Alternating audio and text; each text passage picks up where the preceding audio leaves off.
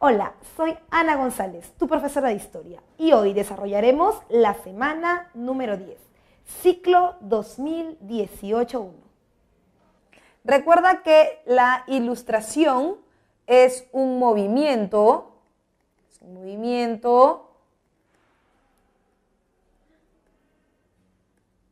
impulsado por la burguesía. Y tú me preguntarás, profesora, ¿por qué la burguesía quiere apoyar a la ilustración? Es fácil. La burguesía está en una posición contraria ¿a quién? Al antiguo régimen. Por eso critica el antiguo régimen. Profe, ¿y qué es el antiguo régimen? Recuerda que el antiguo régimen es todo aquel sistema de gobierno anterior a la ilustración. Anterior a la ilustración que tenemos la consolidación del Estado moderno que presenta a su organizador máximo, que es el rey absoluto, y el rey absoluto trae consigo una forma de gobierno diferente, una forma de gobierno jerárquica, en donde el pueblo no tiene poder, el que tiene poder y los tres poderes concentrados en una persona es el rey, ¿no? Entonces la burguesía está en ese escalafón, en esa jerarquía del pueblo. De allí ellos están cansados de que el rey oprima.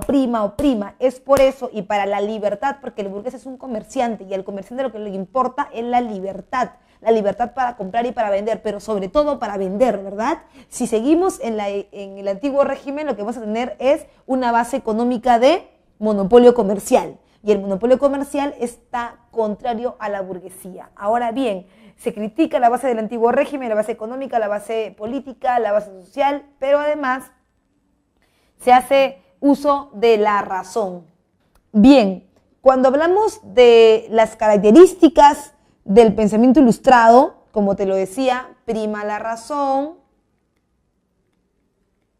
Es más, esos ilustrados tienen un movimiento anterior a ellos. El movimiento anterior a ellos es el humanismo y el renacimiento, y entre los dos hay también la aparición o la emergencia de tres ideólogos importantes que son los padres de las ideas nuevas, los padres de la ilustración. ¿Sobre quién apoyan los ilustrados su pensamiento? Sobre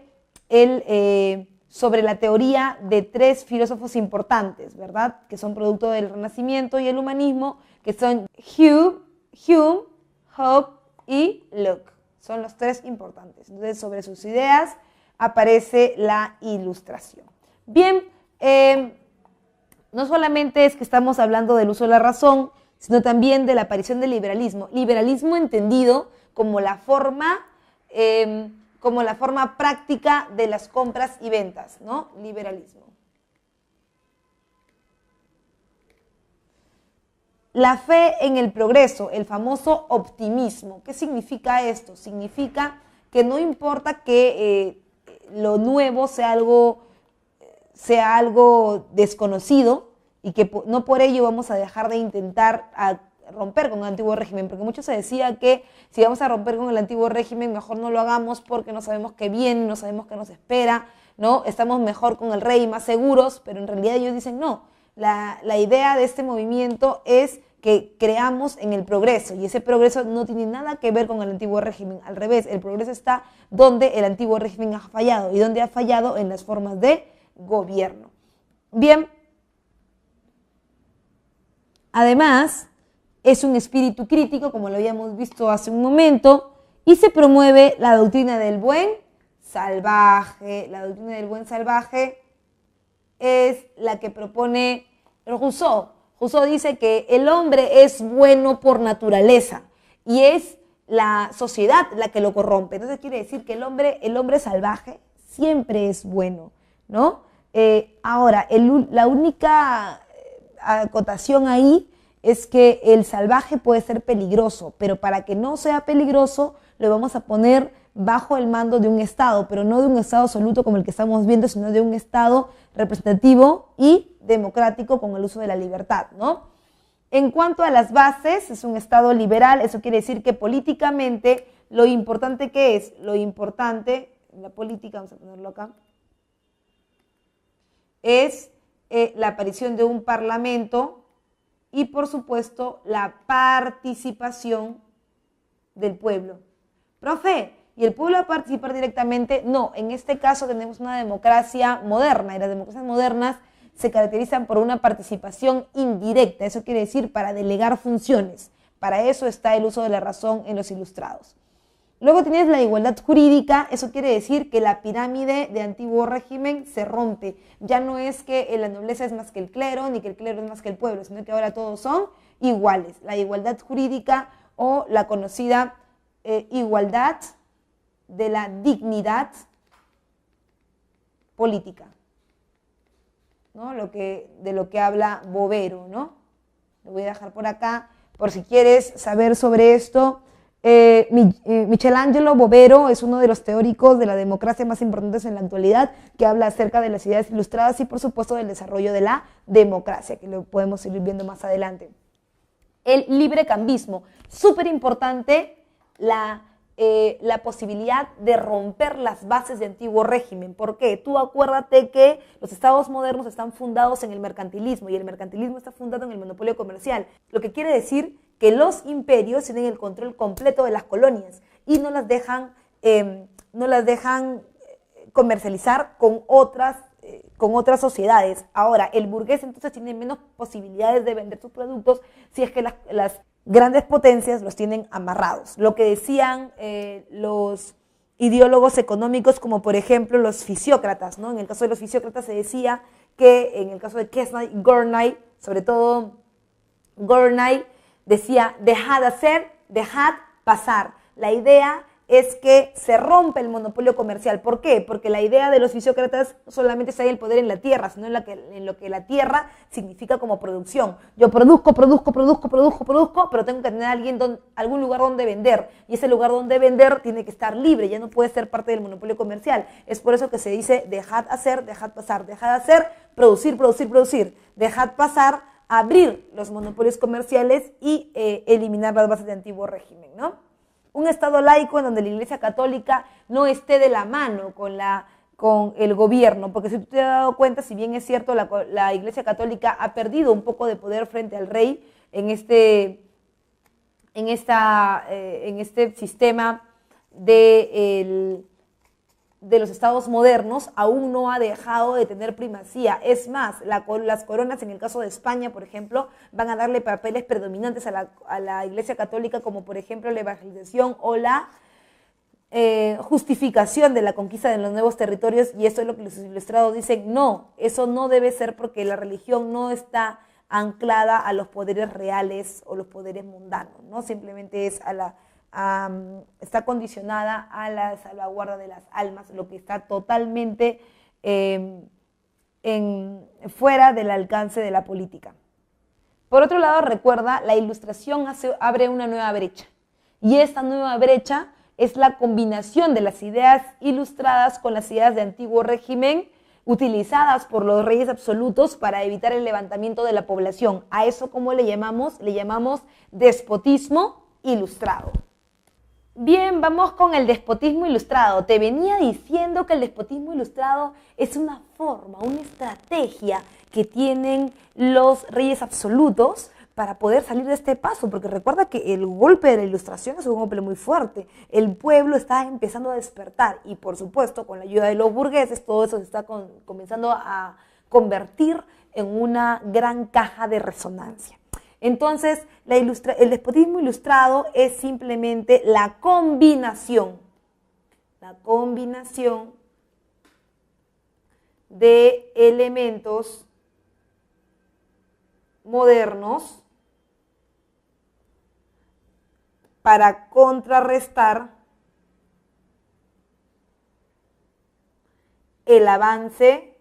para contrarrestar la pérdida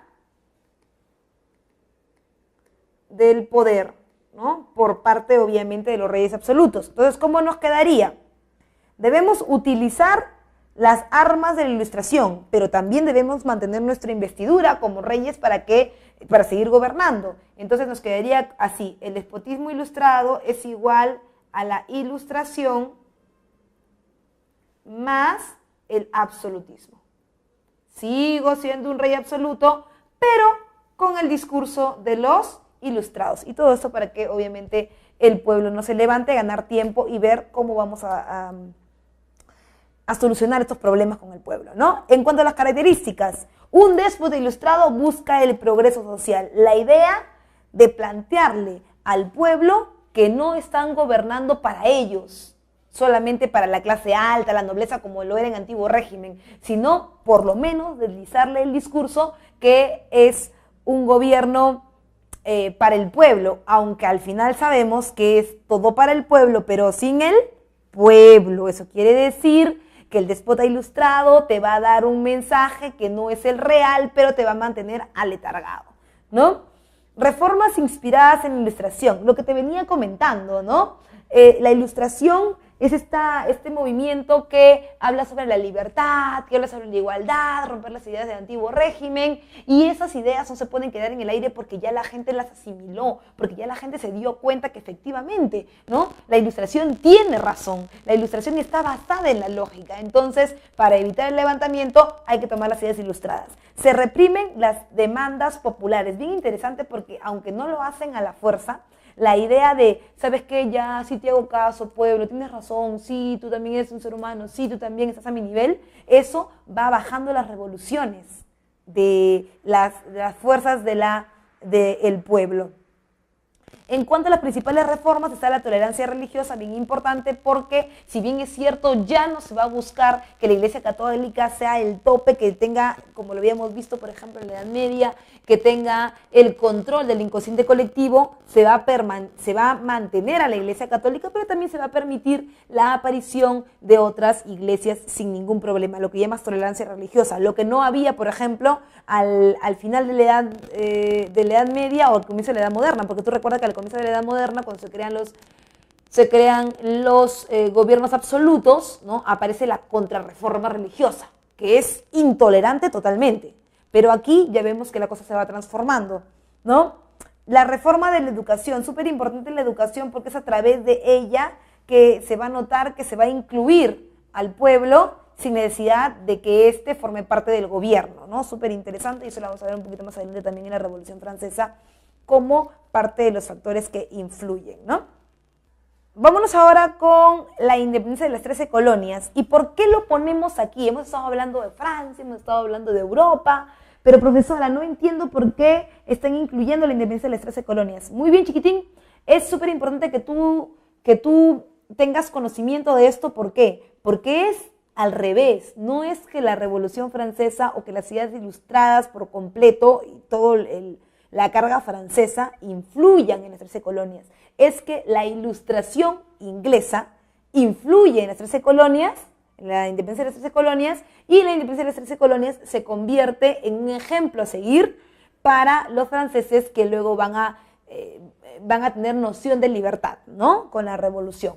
Bien, cuando hablamos de la independencia de las 13 colonias hay que notar algo interesante. Profesora, yo entiendo la independencia, yo sé que es importante, pero lo que nunca entendí es por qué están en Estados Unidos. ¿Qué ha ocurrido? Recuerde que para nosotros los únicos que tienen territorios en América, las grandes potencias, son España y Portugal.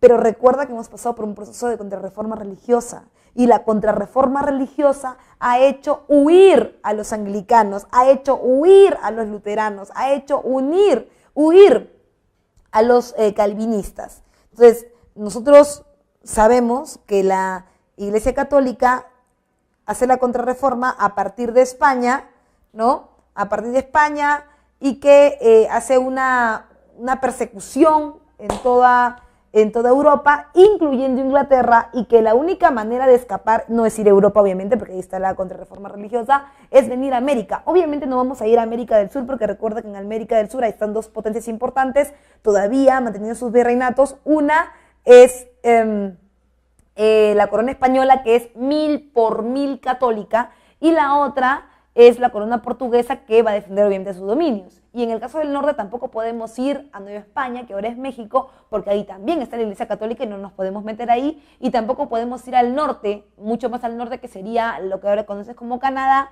porque Canadá era territorio, propiedad de Francia. No nos vamos a meter con los franceses porque eso es un peligro. Así que el único territorio que queda libre es lo que ahora tú conoces como los Estados Unidos, ¿no? Y he ahí la explicación de por qué en Estados Unidos hay tantas iglesias protestantes, ¿no? Justamente porque son los protestantes ingleses que llegan, los famosos puritanos, que no quieren cambiar sus formas rígidas de religión anglicana, y por eso es que llegan a lo que ahora es Estados Unidos. En cuanto a la independencia de las 13 colonias, ya sabemos cómo han llegado, pero tú también debes recordar que los colonos saben perfectamente qué hacen en América y saben perfectamente por qué han venido, lo tienen muy clara. El único problema es que ellos van a venir aportando muy bien a la corona inglesa, ellos van a venir muy bien con el rey George III, que es el rey de la época, ¿no? Vamos a poner acá, George III, ¿no?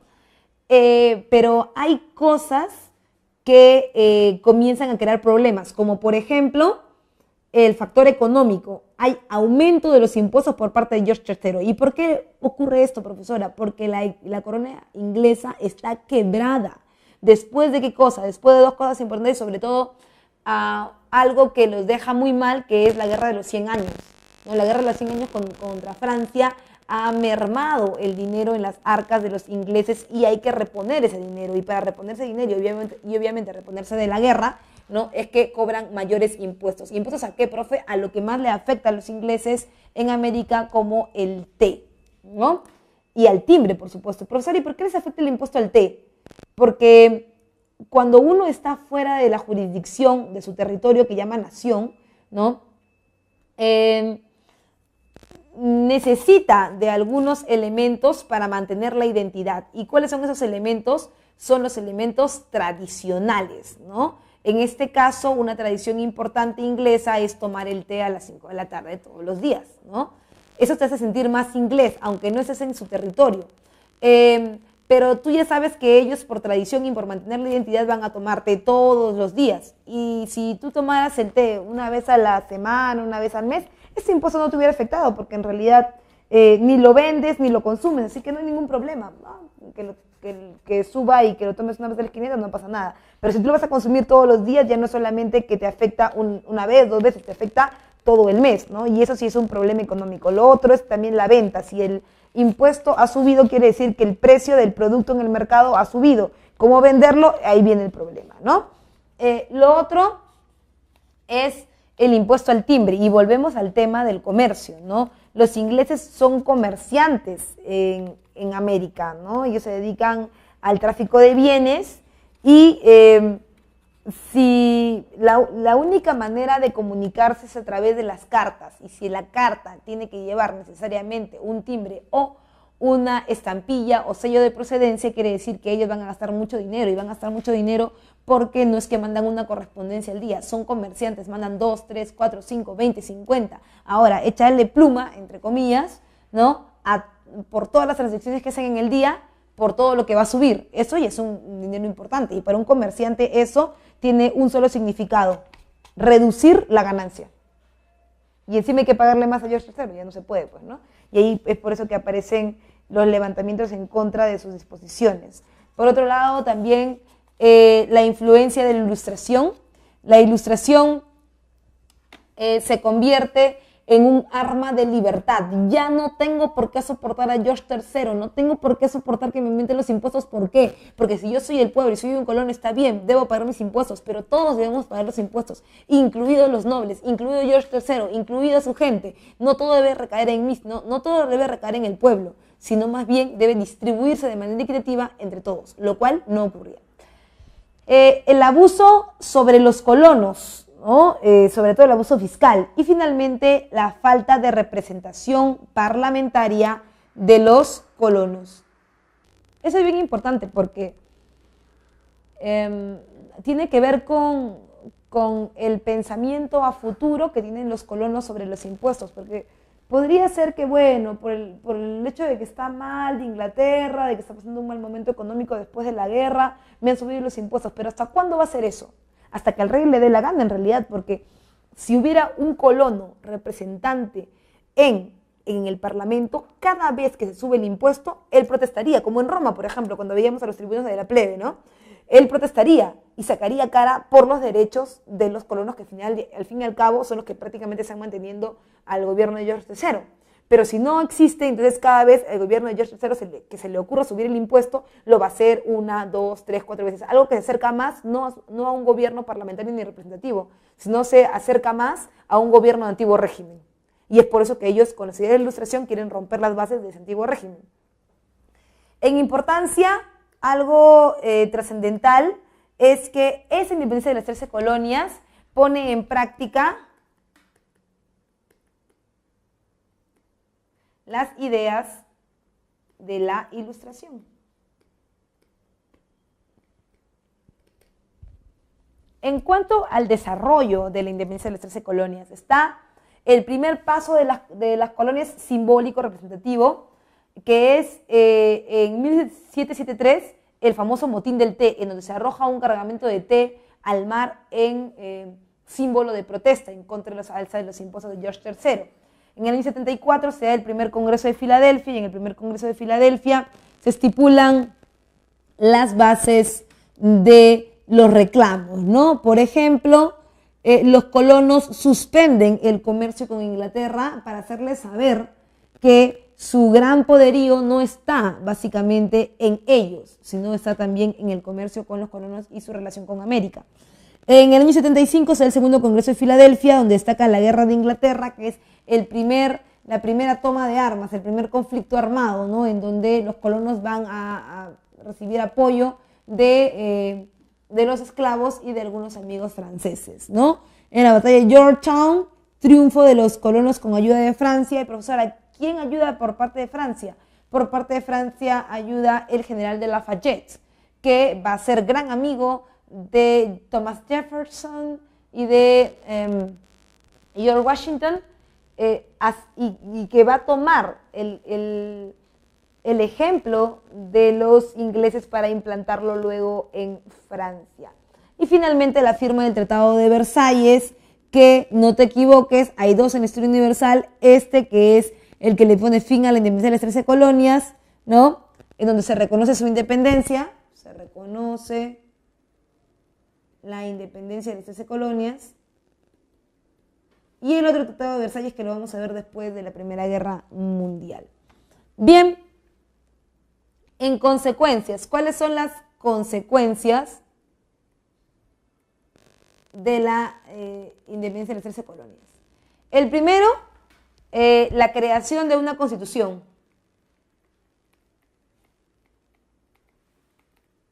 ¿No? El segundo, la eliminación de bases de antiguo régimen. Y lo tercero, la aparición de la doctrina Monroe.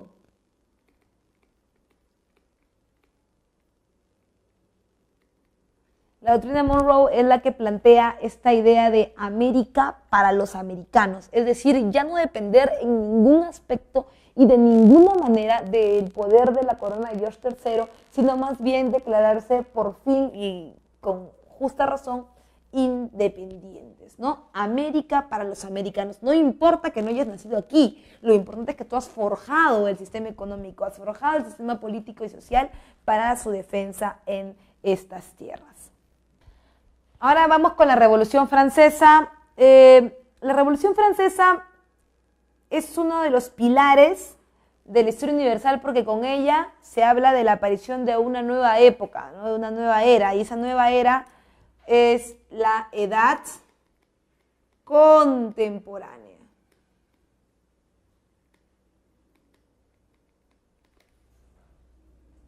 La Revolución Francesa acarrea varias causas. La primera causa es la causa económica, que relaciona a la revolución con el derroche de Versalles, ¿no? El derroche de la Corte de Versalles, que está adjudicado a el rey Luis XVI, su esposa María Antonieta, y a las cortes que los acompañan. Profesora, las cortes sí, porque recuerda que cuando comenzamos a hablar de los estados modernos y su conformación, hablábamos de las cortes, condes, duques, marqueses, que se van a gastar el dinero que tienen y que no tienen, ¿no?, en una vida de lujos. ¿Y ese dinero de dónde viene? De los impuestos del pueblo. Los conflictos se refiere, como lo vimos hace un momento, a la guerra de los 100 años, ¿no?, que no solamente va a afectar a Inglaterra, sino que también va a afectar a Francia. Bien, luego tienes la Revolución Francesa y su causa política. La causa política es la toma del poder, es la toma de los 3 poderes por parte de una sola persona, lo que tú conoces como rey absoluto. Eso lo quieren eliminar, porque no puede ser que una misma persona tenga poder político, poder ejecutivo, poder legislativo y poder judicial. ¿Por qué? Porque eso corrompe a los gobiernos, eso corrompe a los sistemas y provoca que haya una nula o poca participación del pueblo, ¿no? Sabiendo que para los ilustrados, que son los que le van a dar origen al pensamiento de la Revolución Francesa, el poder emana de la igualdad, ¿no? En cuanto a la causa ambiental, lo más importante es la crisis del trigo, ¿no? Y es que recuerda que con malas cosechas por problemas de frío y sequía, por supuesto, con malas cosechas de trigo, se aumenta el precio del pan. Y al aumentar el precio del pan, por supuesto, las masas comienzan a rebelarse porque el pan es un elemento básico de su canasta familiar. Sin pan no pueden vivir, en otras palabras, ¿no? En cuanto a la Revolución Francesa y su causa social, lo que se quiere es eliminar el sistema de antiguo régimen, que era pueblo, clero y nobleza. Esto lo queremos sacar y poner algo mucho más acorde a la edad contemporánea, que es la aparición de un nuevo concepto, ciudadano. Bien, hemos visto ya un poco del concepto de la revolución, sus causas. Nos vamos ahora con las fases de la revolución. Sí, sé que esto muchas veces es pesado, pero no te preocupes que aquí lo vamos a desarrollar facilito. Yo te he hecho un cuadrito que está sintetizando todo lo que está en tu separatita y vamos a ir trabajando rápidamente. Mira, la primera fase de la revolución es la monarquía, la segunda la república y la tercera fase el imperio. En ese orden, por favor. Yo sé que tú creas siempre que el imperio es primero que la república, pero en este caso vamos a tomar la estructura romana, ¿no? Igualita que la romana, igualita es esto: monarquía, república, imperio, monarquía, república, imperio, en ese orden. La etapa monárquica comienza con los estados generales. Profe, dígame usted qué son los estados generales. Los estados generales es una reunión de los antiguos ex-3 estamentos. ¿No? Esto es algo sui generis, porque antes de esta reunión de estados generales no existe una reunión que una a los 3 estados. Siempre es una reunión que solamente buscaba unir a la nobleza y el clero porque era el único voto que contaba, la única voz que importaba. Pero ahora, con la sociedad de la ilustración y siendo estos unos dépótas ilustrados, entonces lo que hay que hacer es incluir al pueblo, ¿no? Para evitar el levantamiento, tú ya sabes. Entonces, es la reunión de 3 estamentos en donde el pueblo se integra, ¿no? Pero en esta reunión va a ser el pretexto para que el pueblo pueda dirigirse directamente a esta clase que lo oprime, ¿no? Y pueda llevar sus propuestas, ¿no? La propuesta principal era que cada estamento pague sus impuestos. Esa era la propuesta. Se lleva a votación, ¿no? Y en la votación el rey propone algo, entre comillas, justo. Pones al pueblo, al clero y a la nobleza. Esta votación sería una votación, fíjate bien, no por persona, sino por estamento, algo que la Ilustración jamás propuso y el pueblo lo sabía. ¿Por qué te digo esto? Porque esas ideas de la revolución, tú sabes que están fundadas en la Ilustración, y la Ilustración no hablaba de un Estado ni hablaba del pueblo, no hablaba de la masa, hablaba del ciudadano, y el ciudadano es un concepto individual. Por lo tanto, el pueblo lo que esperaba era que la votación fuera individual, que por cabeza, entre comillas, la gente pudiera votar. Pero ¿qué hace el rey Luis XVI? Luis XVI propone una votación, pero por estamentos. Entonces, claro, se propone y se pregunta, a ver, ¿quién está a favor de lo que propone el pueblo? De que cada estamento sea el que pague su propio impuesto. Solamente el pueblo dice que está de acuerdo. Y cuando se habla de, o se pregunta que quién está en contra, obviamente que el clero y la nobleza van a estar en contra, siempre van a ganar. Cuando esto ocurre, el pueblo dice, oye, aguanta, o sea, si va a ser así la votación, pues siempre vamos a perder, porque ustedes, lo que a nosotros nos beneficia, a ustedes los perjudica. Pero si la votación fuera por persona, otra cosa sería, porque en el caso de la nobleza habían 3 duques, 2 marqueses, en el caso del clero habían 4 curas, y en el caso del pueblo habían miles de personas. Eso quiere decir que el voto de la persona no cuenta, que el voto del ciudadano no cuenta. Lo importante era simplemente la bola, la masa.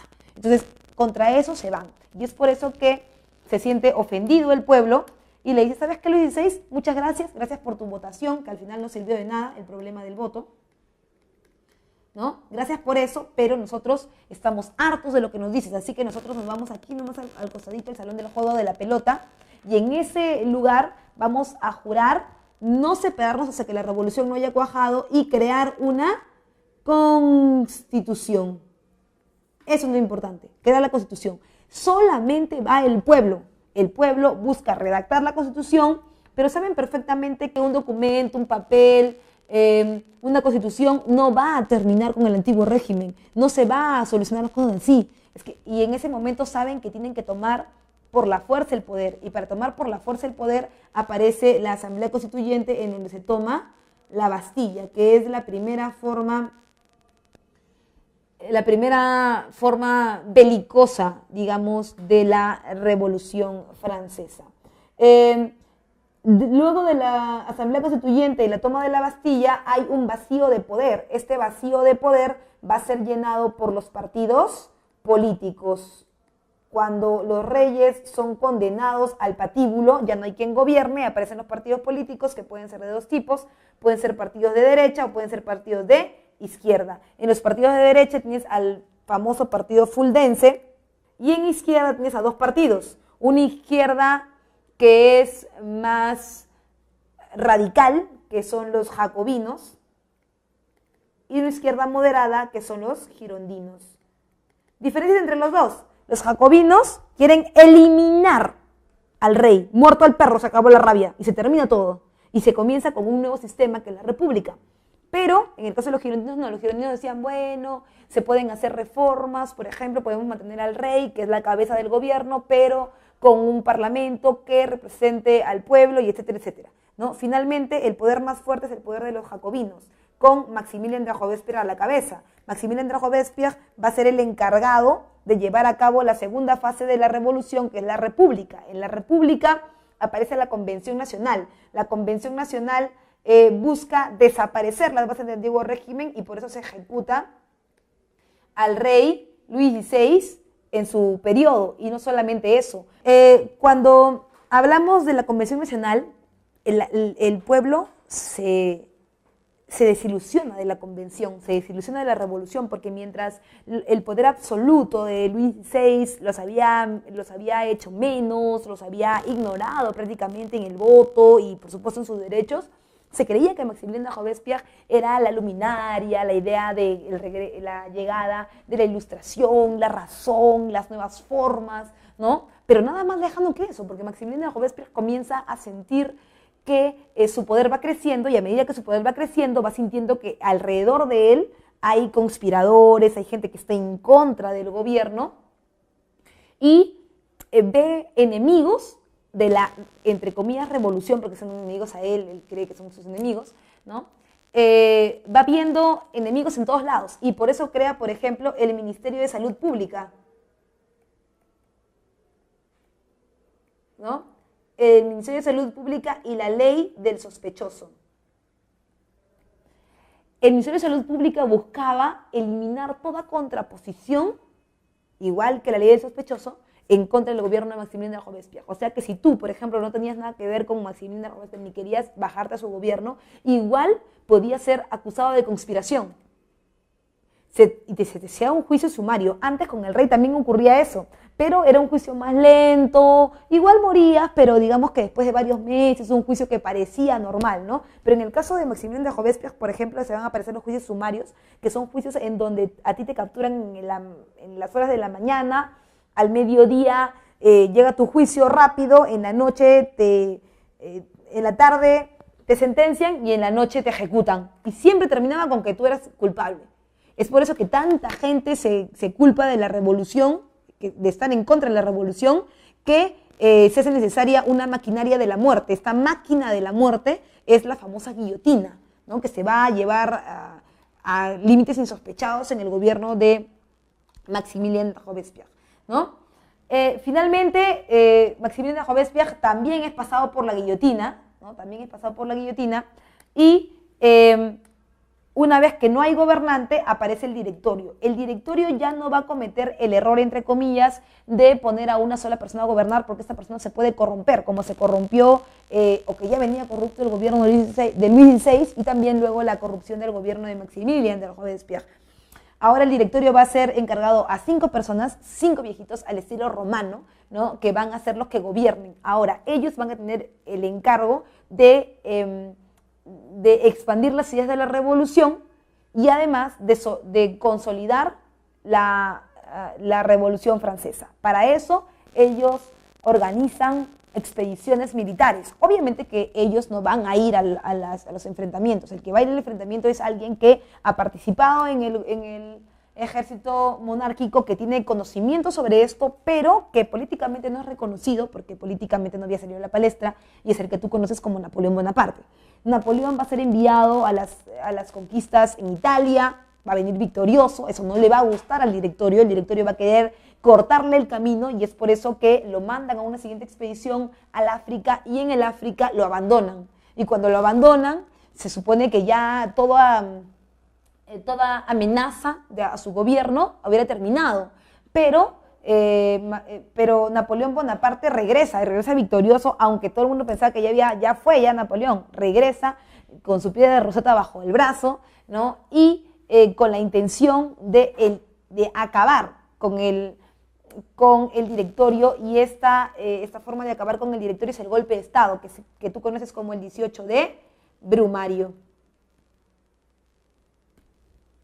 Bien, el 18 de Brumario crea una nueva forma de gobierno, y esa nueva forma de gobierno es el famoso consulado, el consulado napoleónico, que tú recordarás es más o menos parecida a la forma romana de gobierno. ¿Te acuerdas del cónsul? El cónsul era aquel que no era un emperador propiamente dicho, pero sí era alguien sobre el que recaía el poder, ¿no? Que debería representar las facciones del pueblo y el Senado, en el caso romano, que sería el Parlamento, ¿no? Ahora, Napoleón Bonaparte consideraba que la constitución revolucionaria y que las leyes que estaban rigiendo en Francia no eran las adecuadas para la revolución, y por eso se encarga de hacer un nuevo cuerpo de leyes que se conoce como el Código Civil Napoleónico. El Código Civil Napoleónico reduce los derechos de la población poco a poco y hace que ese sea el único órgano de leyes, lo cual le da mucho poder obviamente a Napoleón Bonaparte, ¿no? Napoleón se llena de poder y de más poder, y con la excusa de difundir las ideas de la revolución usando las guerras, desaparece el consulado y crea el imperio. Ahora él mismo se ha coronado. Es más, la corona de emperador ni siquiera se la pone la Iglesia Católica como había sido en antaño, porque él cree que el gobierno civil, el gobierno político que tiene, ya no supera, que él cree que ese gobierno supera a la Iglesia Católica. Es más, es un gobierno laico. Para algunas cosas sí usa las ideas de la Ilustración, pero para otras las repele, ¿no?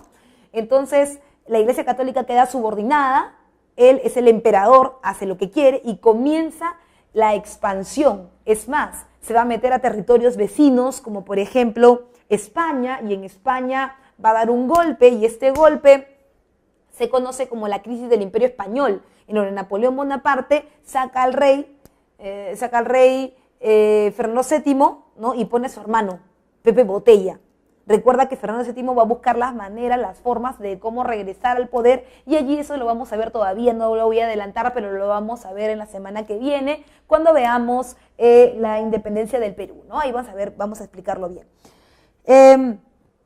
Otra cosa que también es importante es la relación tirante de forma comercial que tiene Francia con Inglaterra. Inglaterra era el abastecedor de Europa, y si es el abastecedor de Europa, tiene la sartén por el mango, y Napoleón está en contra de esto. Por lo tanto, Napoleón va a intentar hacer un bloqueo continental a Inglaterra, es decir, salir por España, bloquear la ruta de comercio hacia Europa y neutralizarlo, ¿no? Va para esto a crear las famosas coaliciones. Las coaliciones van a ser la forma en la que Inglaterra se defienda de Francia. Inglaterra ya no puede más, sigue, avanza y avanza y avanza y avanza, y Napoleón empieza a debilitar su poder, ¿no? Va a varias campañas. Paralelo a esto, Napoleón va a la campaña de Rusia, recuerda que el general Invierno lo hace retroceder, ¿no? Y finalmente Inglaterra logra diezmar en la séptima coalición al imperio napoleónico en la famosa batalla de Waterloo, en donde Napoleón queda diezmado, y es el general Wellington el que va a tener el poder. De esta manera termina la Revolución Francesa, pero cuando termine la Revolución Francesa, el poder en Inglaterra se va a materializar en forma de una revolución, pero ya no de una revolución política, social, sino de una revolución económica, porque si algo debe recordar de los ingleses es que ellos siempre van por la vía económica. ¿Y cómo le llamamos a esa revolución? Primera Revolución Industrial. Bien, hablar de la Primera Revolución Industrial es hablar de un cambio en cuanto al procedimiento, al proceso de la producción, ¿no? Eso es, en síntesis, la Primera Revolución Industrial. La Primera Revolución Industrial son cambios en la producción, o sea, vamos a pasar de una producción artesanal, manufacturera, de gremios, ¿no? De gremios, hacia una producción fabril. O sea, la aparición de fábricas. Pero por favor, no te confundas. Cuando hablamos de la aparición de fábricas, no estamos queriendo decir que la producción se masifica, que vas a encontrar 1000 zapatos por minuto, que vas a abarrotar el mundo con tu producción. No. De eso nos estamos refiriendo. Nos estamos refiriendo a que sí es cierto que las máquinas son un gran apoyo para la aceleración de la producción, pero todavía es a baja escala, es little by little, step by step.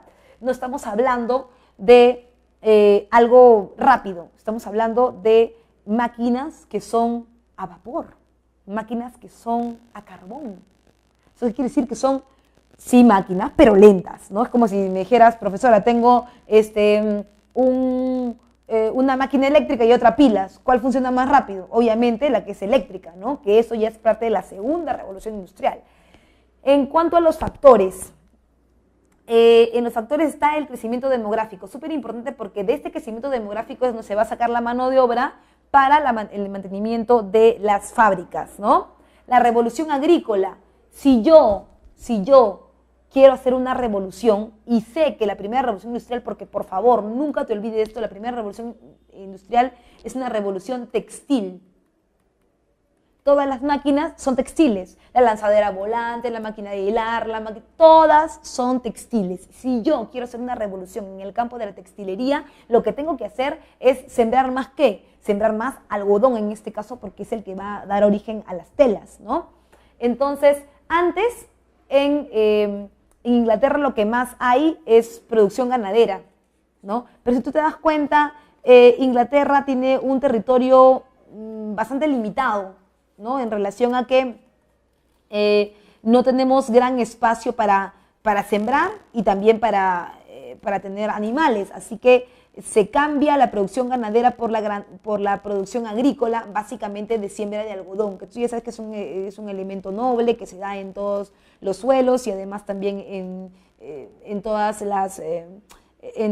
los climas, ¿no? Entonces se lleva la cepa de América, se implanta, pero para eso el Perú va a ser uno de los factores súper importantes porque justamente estamos en el periodo de la famosa prosperidad falaz o el periodo del guano, ¿no? En donde el Perú supuestamente, entre comillas, debería haberse enriquecido. ¿Y por qué, profe? Porque ¿a quién le estamos vendiendo el guano? Le estamos vendiendo el guano a Inglaterra, porque Inglaterra está en plena revolución industrial. Entonces, nuestro guano sirve para la primera revolución industrial y debería haber hecho ricos. El problema, y eso lo vamos a ver ya cuando veamos en el caso del Perú, vamos a ver que esta primera revolución industrial era prometedora. El único problema en el Perú era el tipo de venta, ¿no? Ahora entiendes por qué cuando hablamos de la prosperidad falaz en el Perú, hablamos de Inglaterra, de las casas de tenedores de bonos ingleses, de la casa Jeeves, ¿no? De todos aquellos europeos que van a comprar nuestro guano porque lo necesitan, ¿no? El fertilizante natural. Y las nuevas materias, el hierro y el algodón, súper importante, el hierro sobre todo para hacer las máquinas, pero también para hacer las embarcaciones, importantes para el comercio y por supuesto para la defensa de los nuevos territorios. Y la acumulación de capital, porque a mayor producción, mayor venta, a mayor venta, mayor ganancia, y a mayor ganancia, mayor acumulación de capital. Te lo decía, las fuentes de energía, el vapor y el carbón, y la materia prima, el algodón y el hierro. En consecuencias, hay una libertad de comercio. ¿Por qué? Porque lo que se está buscando es terminar por completo con estas formas que han quedado algunos rezagos, pero que la Revolución Francesa ha eliminado, ¿no? Como por ejemplo el mantenimiento de algunas colonias, porque tú sabes que mientras haya monopolios comerciales, la revolución industrial no puede avanzar, porque ahí necesitan mercado. Tres cosas aparecen aquí. Aparece el mercado, la mano de obra y la materia prima. Hay que liberar el mercado para hacer posible estos tres elementos. Bien, volvemos con la restauración que cronológicamente está después de la Revolución Industrial, pero que es parte no de Inglaterra, sino es parte de la historia de Francia, ¿no? Después de la era napoleónica, Napoleón ha perdido su poder dentro de Francia y es momento de ver una nueva forma de gobierno. ¿Quiénes van a estar detrás de esa nueva forma de gobierno? La Iglesia Católica. ¿Y qué está buscando la Iglesia Católica? La Iglesia Católica está buscando la reposición de las coronas y de los imperios anteriores. ¿Por qué? Porque tú sabes que son una dupla, son un dueto. Las coronas o imperios y la Iglesia Católica siempre han ido de la mano, uno porque justificaba al otro y el otro porque le servía como de mecenas, ¿no? La restauración es el proceso por el cual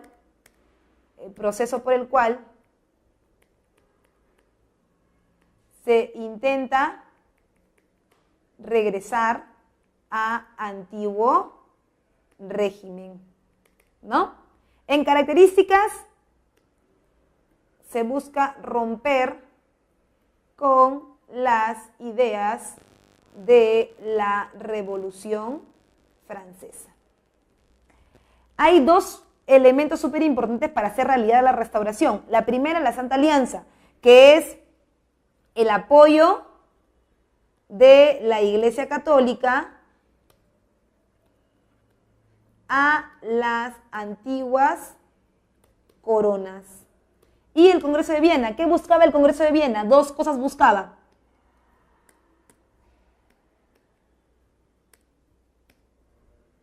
Buscaba la reorganización del mapa político europeo, es decir, si esta es Europa, ¿no? Y Napoleón se había encargado de que todo se llame Imperio Napoleónico, ¿ahora qué sería? Ahora La restauración buscaría volver a poner las fronteras, es decir, volver a crear espacios para las coronas. Por ejemplo, esto es España, esto es Francia, ¿no? Volver, ya no tener el imperio napoleónico, sino romperlo, ¿no? Y volver a la forma anterior. Y finalmente, reponer las coronas en sus posiciones habituales, ¿no? O sea, que en cada territorio haya un rey. Aquí hay un rey. España delimitado con su propio rey. Francia delimitado con su propio rey. Y así todos con sus reyes. Esto lo vamos a ver cuando veamos, por ejemplo, las revoluciones liberales del 30 y del 48, que es parte de nuestra próxima clase. Vamos con las preguntas. Pregunta número 1. Marchemos, hijos de la patria, que ha llegado el día de la gloria y el sangriento estandarte de la tiranía está ya levantando en nosotros. ¿No oís bramar por las campiñas a estos feroces soldados? Pues vienen a degollar a nuestros hijos y nuestras esposas. Bien, este pequeño fragmento de la Marsellesa hace referencia a el enfrentamiento que tienen Francia y Austria. Tú recuerdas que durante la etapa monárquica de la Revolución Francesa, ¿no? Hay un periodo que se conoce como la Asamblea Legislativa. Durante la Asamblea Legislativa hay una intención de María Antonieta de planificar una invasión a Francia desde Austria. Tú sabes que María Antonieta pertenecía a la Casa de Austria, que es vecina nada más de Francia. María Antonieta buscaba que las tropas austríacas invadieran Francia. ¿Para qué? Para poder así despejar el territorio, ¿no? Y además despejar a la policía revolucionaria que los custodiaba a ellos para que pudieran escapar y de esa manera eliminar la revolución. Esta parte de la Marsellesa nos habla de eso, ¿no? De cuál es la estrategia para acabar con la revolución y se llama a la gente a mantenerse en la revolución. Por ello tu clave es la letra D. Pregunta número 2. Respecto a la Revolución Francesa, relaciones según corresponda. Bien, nos hablan de la Convención Nacional. Recuerda que esto ocurre en un periodo llamado la República, ¿no? La Convención Nacional es el gobierno de Maximilien de Robespierre y Maximilien de Robespierre es el líder ¿de quién? De un partido político de izquierda radical, los jacobinos, dictadura de los jacobinos. Los estados generales, ¿qué son o qué hay dentro de los estados generales? Tú sabes que los estados generales están dentro del periodo monárquico, de la monarquía, ¿no? Y allí estalla los estados generales con el problema de la votación, cuando no se vota por personas, sino se vota por estamento. Por eso aquí aparece el problema de la votación, ¿no? La Asamblea Constituyente forma parte de la etapa monárquica también, de la monarquía, ¿no? Y está relacionada a la Constitución de los Derechos del Hombre y el Ciudadano. Y finalmente la Asamblea Nacional, que también es de la monarquía, donde solamente participa el pueblo, tiene su origen en el juramento del Salón de los Juegos de la Pelota, ¿no? Donde solamente está el pueblo y juran no separarse hasta que la revolución no haya cuajado y hasta no redactar una constitución. Por eso tu clave es la letra B. Bien. Pregunta número 3. Interprete la siguiente caricatura. Mira, cuando vemos la caricatura podemos ver una cabeza en lanza de una mujer, ¿no?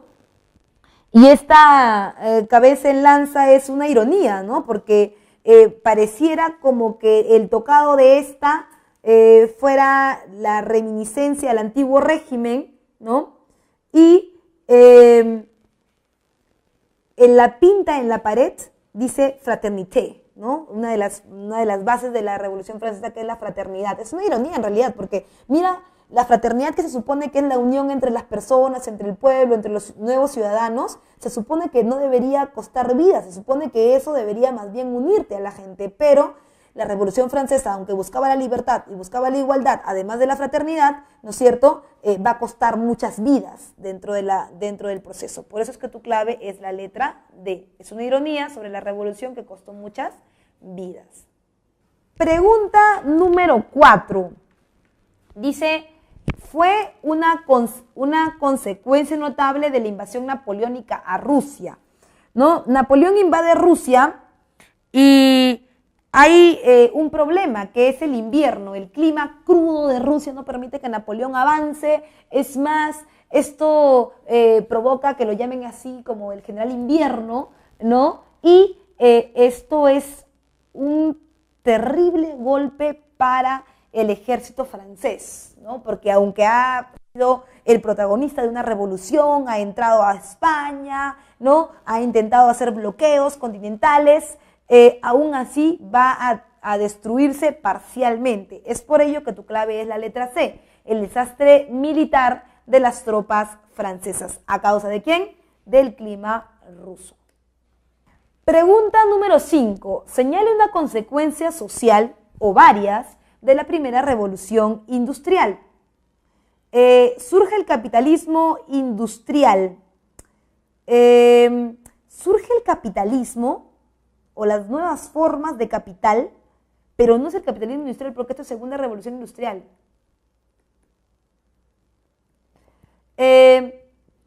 Crecimiento de Estados Unidos, no, porque recuerda que la primera revolución industrial no es la que lidera Estados Unidos, es la que lidera Inglaterra, ¿verdad? Por eso estamos aquí también. Aparece una sociedad de clases, eso es cierto. ¿Por qué? Porque aparece el proletario. Antes, cuando solamente había trabajo en gremios, ¿quiénes estaban? A los artesanos, ¿verdad? Los artesanos.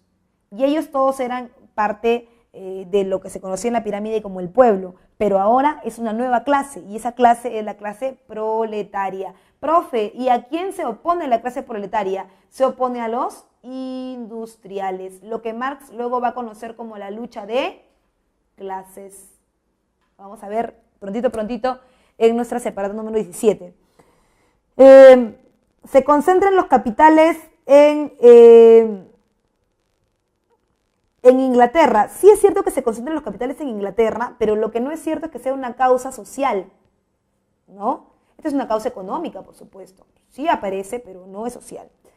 Hay desarrollo científico y tecnológico. Sí es cierto que en la primera revolución industrial hay desarrollo tecnológico y científico, sobre todo en la industria farmacéutica, pero estamos hablando de la ciencia, no estamos hablando de la sociedad, que tiene un impacto social, sí es cierto, pero no es un avance directamente como consecuencia social. Por eso es que tu clave es la letra B, solo 3.